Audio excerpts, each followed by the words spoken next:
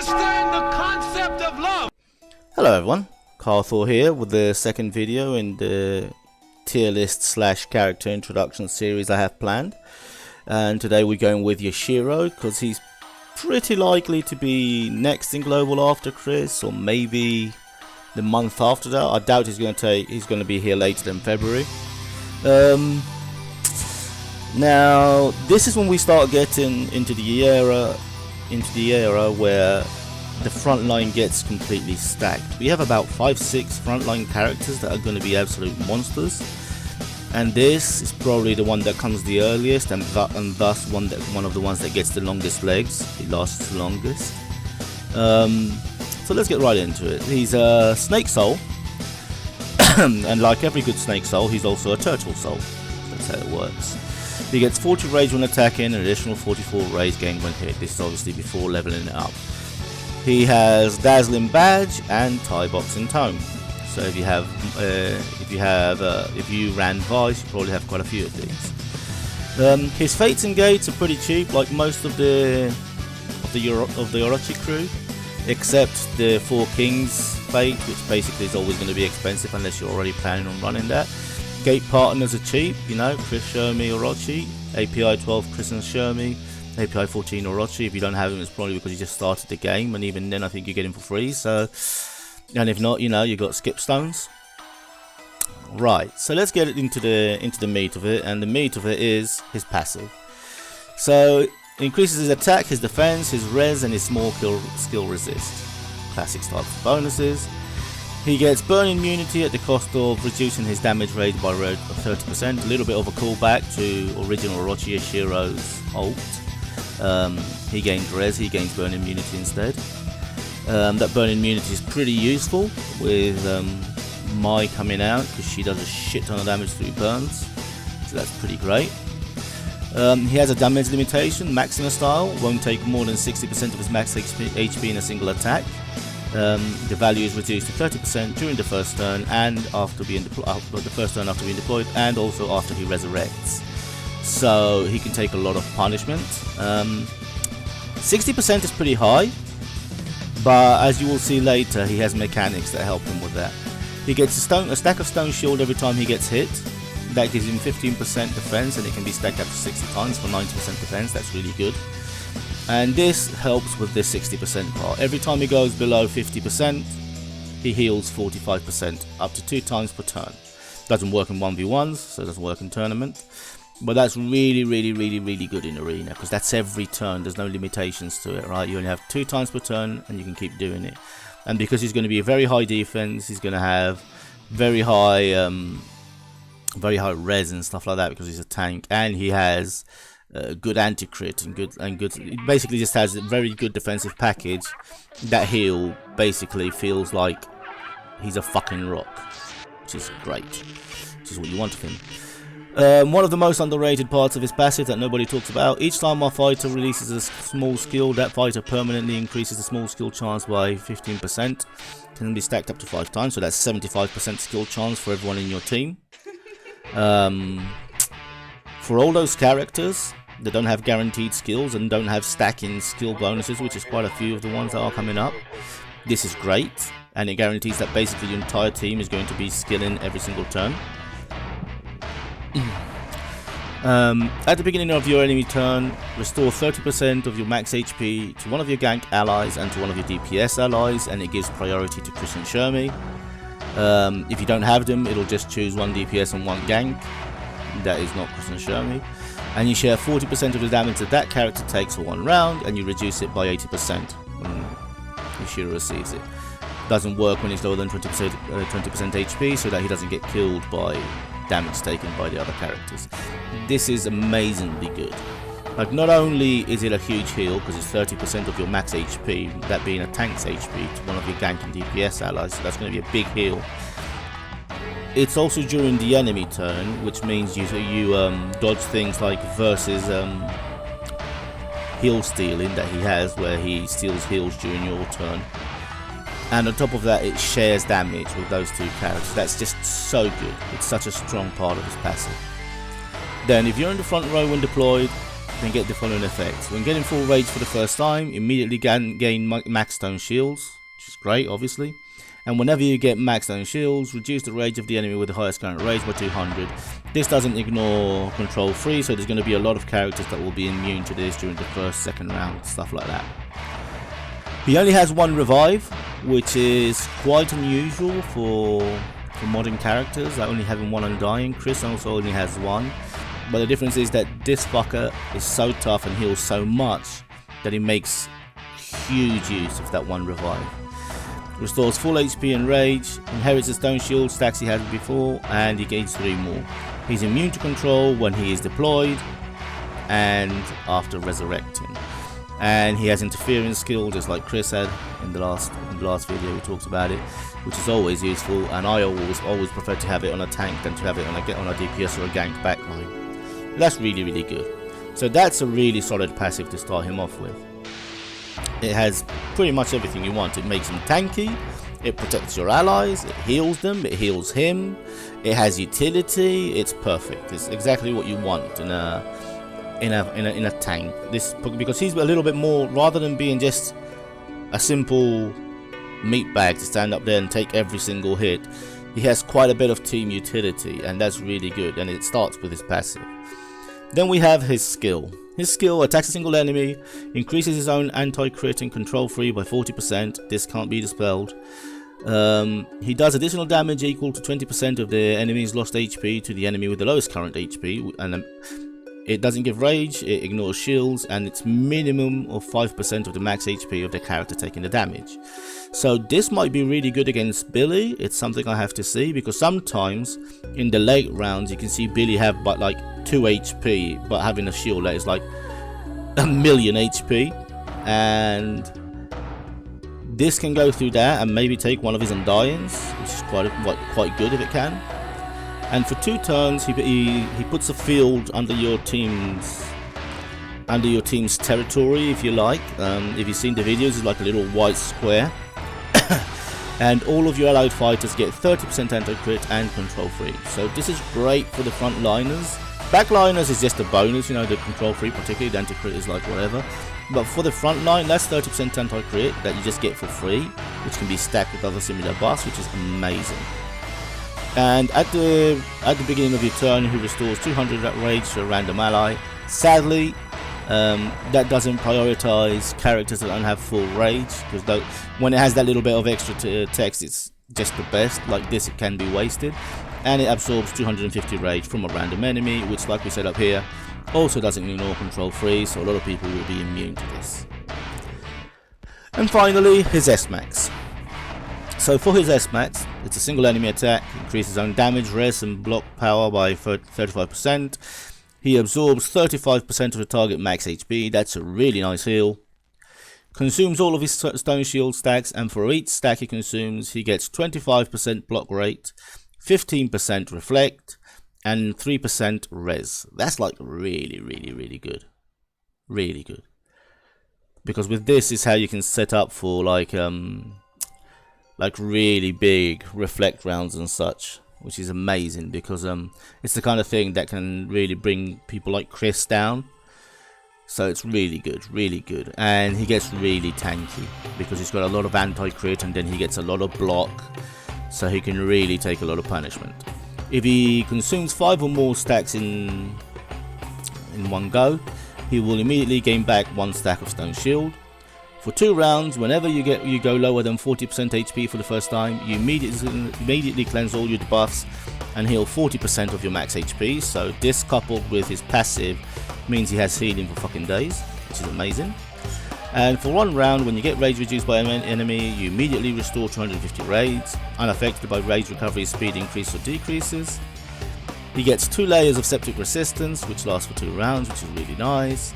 Gains Intimidate effect, which is a new effect, which means that whenever anybody uses a skill, they have to target Yashiro.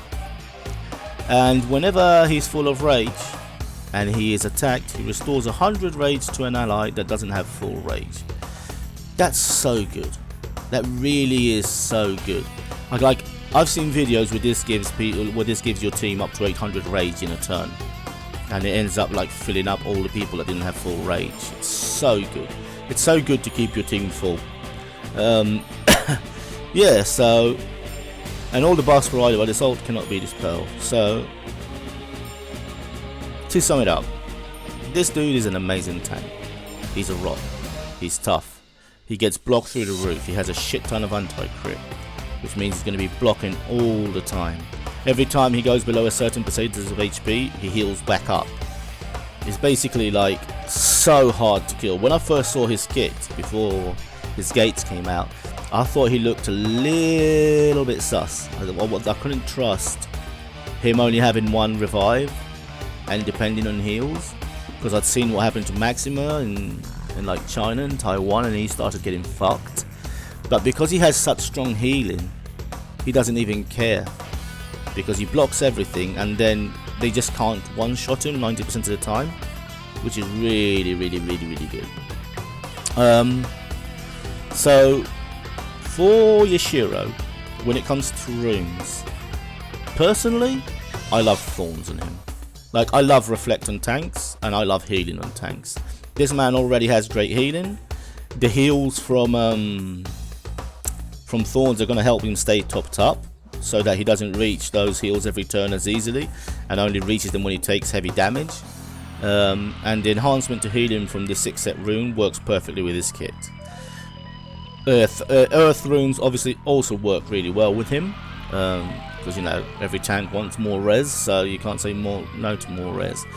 Yeah, so I'd go either thorns, which are my personal preference, or earth on him. The new set of runes that came out, which I might do a video for power systems in the future and talk about, which is basically a combination of earth and thorns, is obviously really great on him as well. When it comes to chips, I don't like running slug chips. It's probably a very good option for him because it's healing, but whoever else I pair with him, particularly if it's a character with a shield, it's going to be wasted on. So I'm not a big fan of slug chips, because a lot of the characters that come up have shields, and in that situation it's just not great, because the healing from slug won't work, only the residual healing. So I really like Python for him, the one where you get extra damage and extra res after taking over a certain amount of damage, because extra res is great in the tank and it helps you take less damage on each hit, which already is going to be little damage because he's going to be blocking those hits. So it works perfectly in my opinion with him. If you have slugs, you can run him on slugs. I personally melted all my red slug chips because I just don't want that set, because there's a lot of characters in the future that are not going to be able to use it to its full extent, so I just don't like it. I'd rather get something like Python, where it's both offensive and defensive at the same time, and that way I can pair a tank with a DPS or a tank with a gank and not have to worry about it. Yeah, so that's what I would do for chips. Personally, I'd go Python. If you have his red slugs, run red slugs on him, try them, see what you think. I think they'll be pretty great on him. Yeah. For Fightsouls, I mean, he's obviously a prime candidate for Wolf, because absorbing stats when he's already this tanky and all that is amazing, and he's going to be targeted by a lot of skills with his Intimidate buff, which means more people to steal stats from and to apply the debuff to. So already that's just like a perfect fit. You can run Guardian on him, so to get more CC cleanse and to get the healing, I mean not the healing, the more damage limitation for those first 4 turns, which is pretty good for him.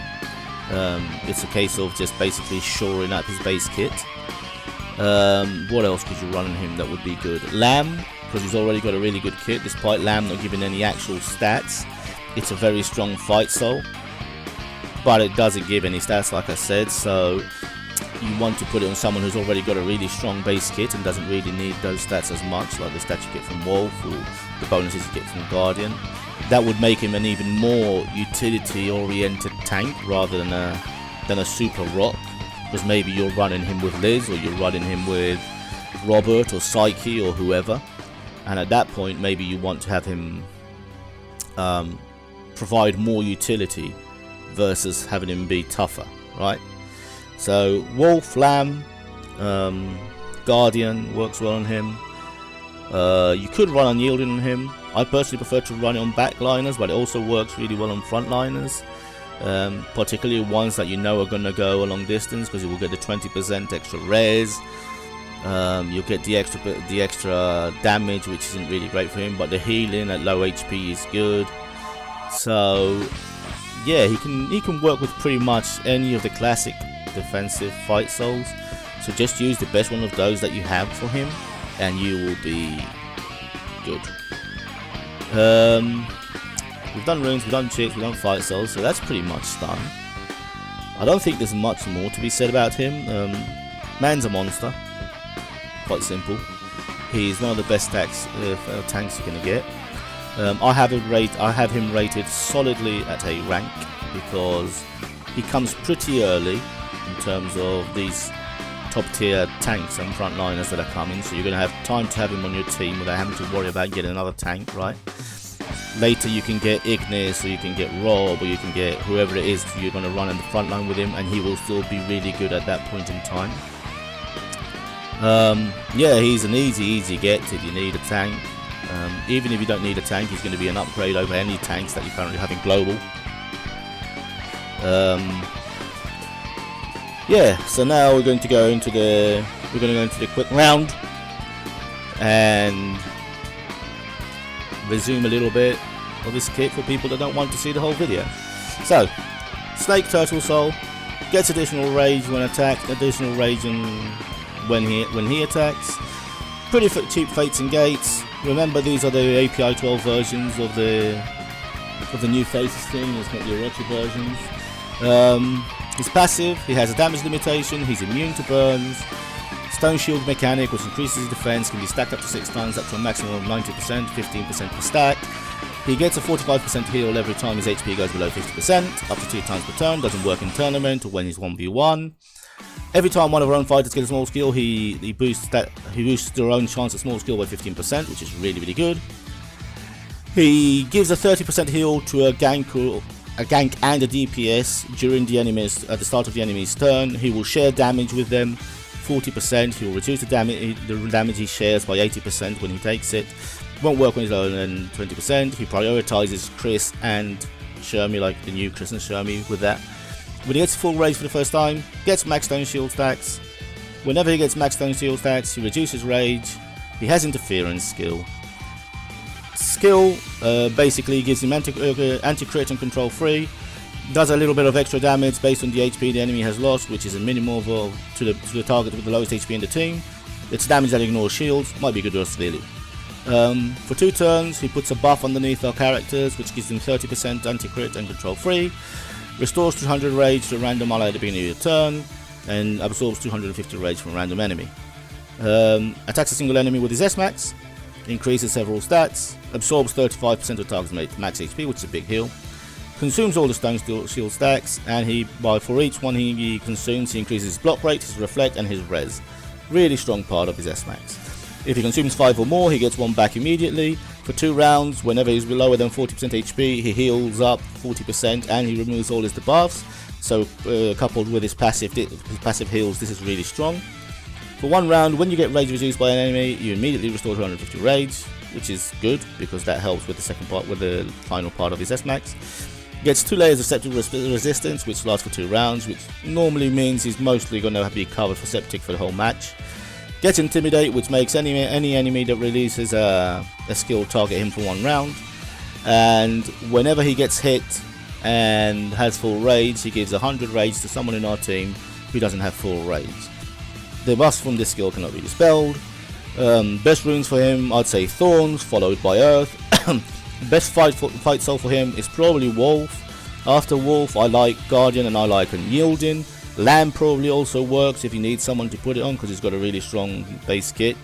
For chips, I'd run Python because I prefer the extra res. If I don't like slugs, if you have slugs, put slugs on him. The healing will be really good, particularly the residual healing they leave behind. That's pretty much it for him. Monster tank, A rank, easy. Use him to replace any for weak frontliners, and even if you have good frontliners, he'll be a good replacement. That's pretty much it, and I'll see you guys in the next one.